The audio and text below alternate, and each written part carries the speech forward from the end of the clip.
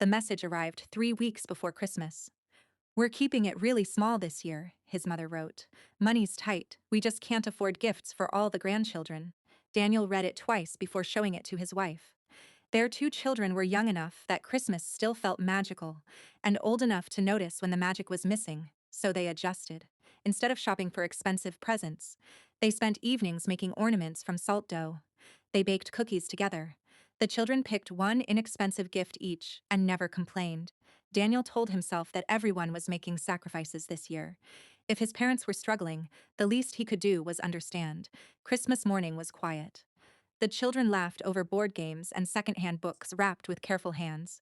Daniel felt guilty that he had expected more sadness. They seemed happier than he was. Late that afternoon, while cleaning dishes, his phone buzzed. His sister had posted a collection of photos. "Best Christmas ever!" He stared at the screen. His parents' living room glowed with lights he recognized. His nieces were tearing into mountain bikes, tablets, designer handbags for the older teenagers, and stacks of wrapped boxes that seemed endless. Every aunt, uncle, and cousin smiled into the camera, everyone except his family. He kept scrolling, hoping there had been another gathering, another explanation. There wasn't. The comments were worse than the pictures. "So glad everyone could make it." Family together at last. Daniel locked his phone and sat at the kitchen table. His wife looked at his face before she asked what happened. He simply handed her the phone. She didn't speak for a long time. "It wasn't about money," she finally said. "No, it was about us." That sentence hurt more because it required so few words. Over the following days, messages trickled in. His mother insisted there had been a misunderstanding. His sister said invitations became complicated. An uncle claimed they assumed Daniel already had plans. None of the explanations matched. No one actually said, "We chose not to invite you." They just circled around it until the truth became impossible to ignore. Daniel never argued. He blocked every number, not in anger, in acceptance. The silence that followed was uncomfortable at first. Birthdays passed. Then Easter. Then another summer. His children stopped asking why they never visited Grandma's house. They had built new traditions instead: camping trips, movie nights, neighborhood cookouts. Their family became smaller on paper but steadier in practice.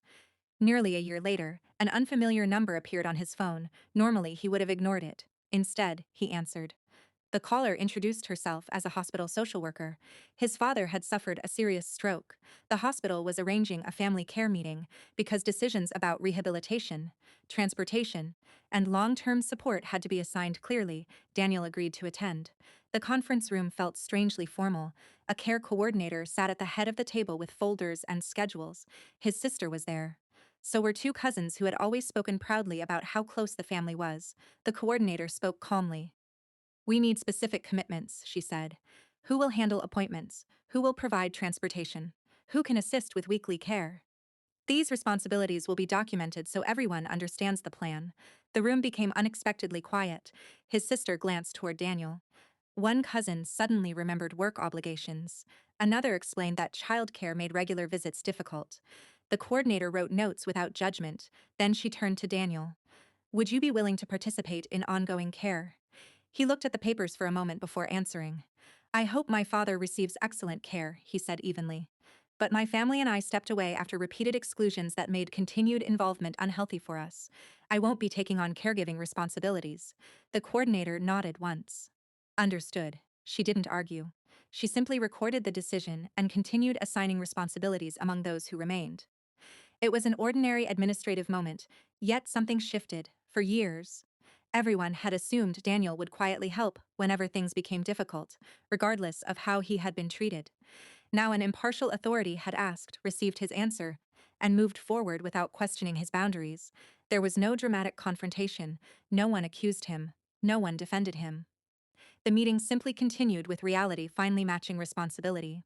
As Christmas approached again, Daniel unpacked the same handmade ornaments his children had crafted the year before. Some had chipped, others leaned sideways on the tree. His youngest laughed every time one fell.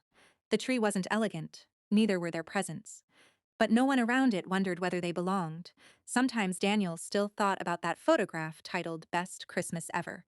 It no longer made him angry, only certain. Some losses arrive disguised as rejection. Only later do they reveal themselves as permission to stop waiting for an invitation that was never truly meant for you.